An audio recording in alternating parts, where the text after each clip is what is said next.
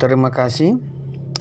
Pada pertanyaan pertama, dilihat secara penciptaan, ikhtiar ialah fitrah manusia. Bisa juga disebut takdir manusia secara takwini. Tapi dalam NDP, bukan takdir yang seperti itu, melainkan takdir setelah ikhtiar atau kemerdekaan. Hal ini tidak menafikan takdir yang sifatnya takwini, atau dalam bahasa yang lain disebut dengan sunnatullah.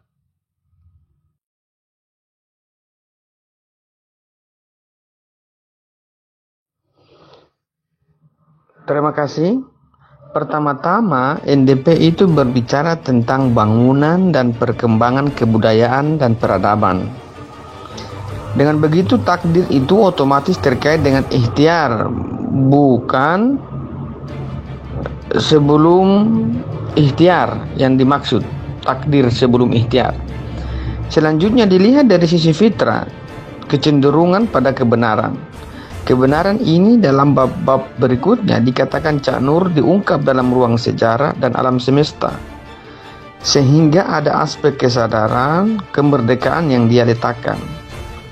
Kesadaran kemerdekaan atau kebebasan itu akan menghasilkan sebuah keikhlasan bertindak, tidak ada beban, bertindak secara terus-menerus untuk mengungkap takdirnya di realitas sejarah dan alam semesta, dengan sebuah tujuan fitrah dan konstruksi serta kemerdekaan terkait tindakannya. Di sisi yang lain secara pasti, namun secara partikular, orang tidak bisa memastikan takdirnya seperti apa, kecuali hanya sekedar kepastian-kepastian yang sifatnya umum, bukan kepastian spesifik. Disinilah proses tawakal diletakkan sebagai sikap untuk menerima takdirnya, apapun dan bagaimanapun bentuknya.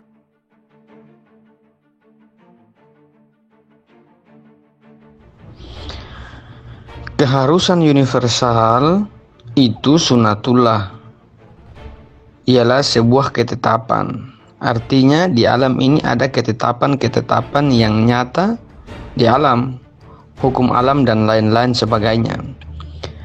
Takdir terkait ikhtiar itu juga hukum universal, bahwa setiap tindakan manusia ada konsekuensi-konsekuensi.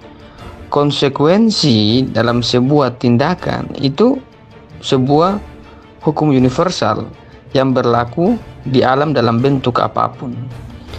Melihat ungkapan NDP paragraf terakhir, Cak Nur mengatakan takdir itu belum bisa diketahui jika sebelum sesuatu itu menjadi kenyataan.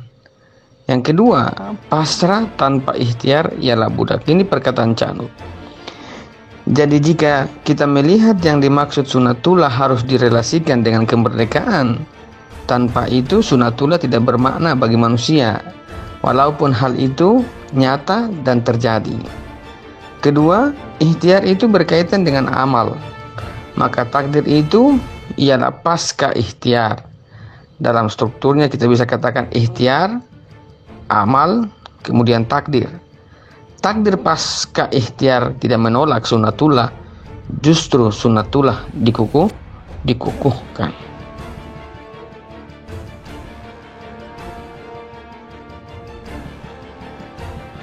Kita perlu perhatikan baik-baik bahwa takdir itu definisinya ialah ketentuan Tuhan. Definisi itu sudah terbukti mengindikasikan campur tangan Tuhan.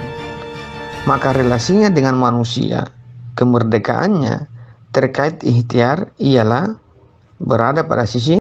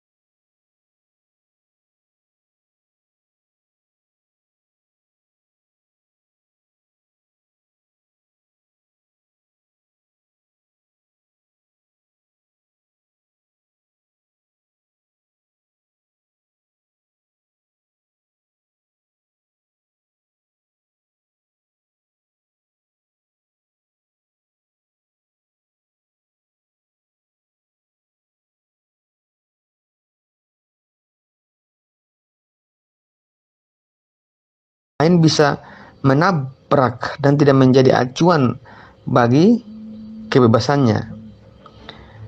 Pendapat antum sama sekali tidak menggugurkan takdir, justru menguatkannya, karena ada irisan dengan kemerdekaan bahwa saudara sendiri mengetahui adanya kemerdekaan orang lain. Ketika ada pengakuan ini terkait adanya kemerdekaan orang lain, di posisi ini terjadi sebuah konsekuensi terhadap pilihannya. Berlakulah yang disebut dengan takdir, atau dalam bahasa Cak Nur kita katakan dengan keharusan universal. Yang kedua, diharapkan, tentu saya menjelaskan, menganalogikan, mencontohkan, tapi diusahakan jangan menganalisis contoh, nanti tidak akan berakhir karena banyak contoh yang bisa saya umpamakan. Analisis pada prinsip yang saya maksudkan dalam sebuah analogi itu agar kita bisa menemukan jawaban dari setiap analogi terkait pertanyaan, bahwa relasi ikhtiar dan takdir itu ada pada posisi tawakal.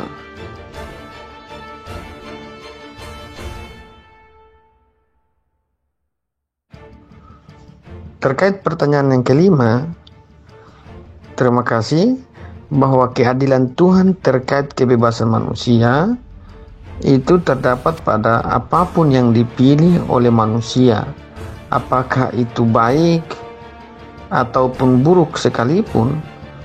Tuhan selalu menentukan, Tuhan selalu mengiyakan, ataukah Tuhan selalu merealisasikan apa yang menjadi sebuah pilihan individu. Tidak ada perbuatan-perbuatan tertentu yang Tuhan larang dan tidak memberikan sebuah konsekuensi ataukah dampak dari tindakannya. Apapun itu, baik buruk maupun baik, selalu diiyakan oleh Tuhan. Ini bukti keadilan ilahi. Terima kasih diskusinya. Assalamualaikum warahmatullahi wabarakatuh.